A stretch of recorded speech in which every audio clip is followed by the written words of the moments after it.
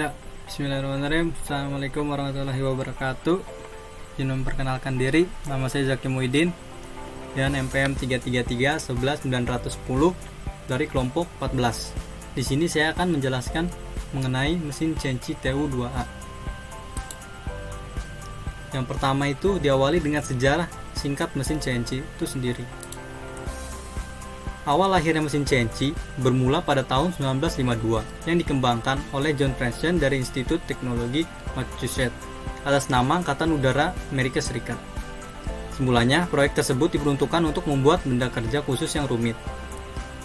Semula perangkat mesin CNC memerlukan biaya yang tinggi dan volume unit pengendali yang besar.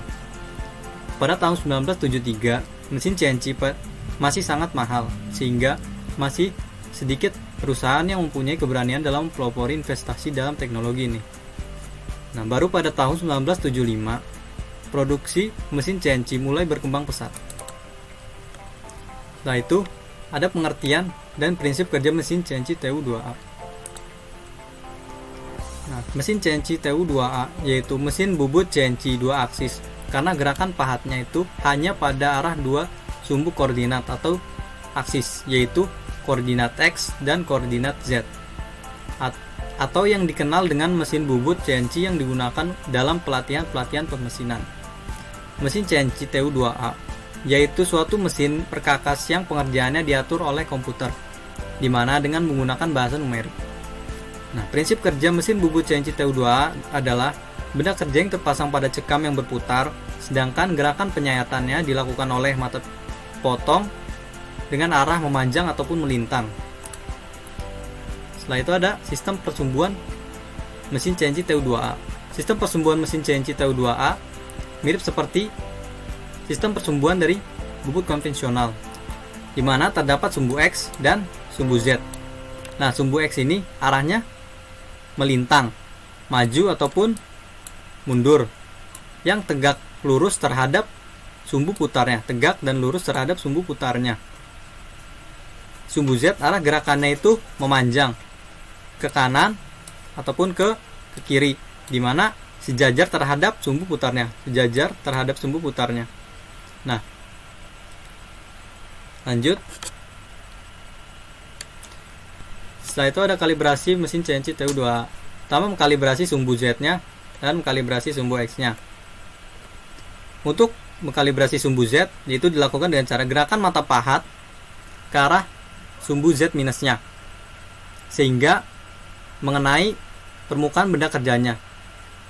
Setelah itu, tekan tombol delete sehingga pada posisi aksis pada layar menunjukkan Z sama dengan 0. Lalu gerakan pahat menjauhi benda kerjanya. Nah, pada kalibrasi kedua yaitu mengkalibrasi sumbu X-nya. Sama, yaitu dengan menggunakan media kertas.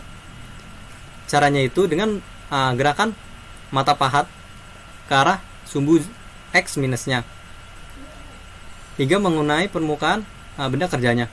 Setelah itu, tekan tombol delete sehingga pada posisi aksis pada layar itu menunjukkan X sama dengan 0. Lalu gerakan pahatnya itu menjauhi si benda kerjanya. Gambar ilustrasinya dapat dilihat pada layar ini. Lanjut. Setelah itu ada langkah pembuatan benda kerjanya ya. Nah, langkah pertama yaitu dengan membuat langkah bagian-bagian yang akan dilakukan penyayatan.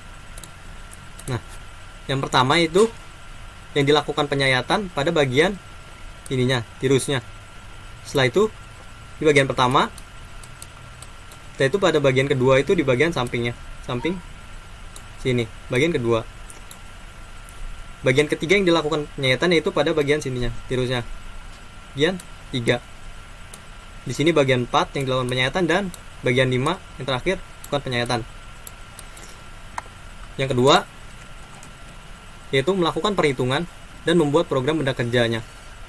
Setelah dilakukan perhitungan dan membuat program benda kerjanya, mengkalibrasi terhadap sumbu X dan sumbu Z.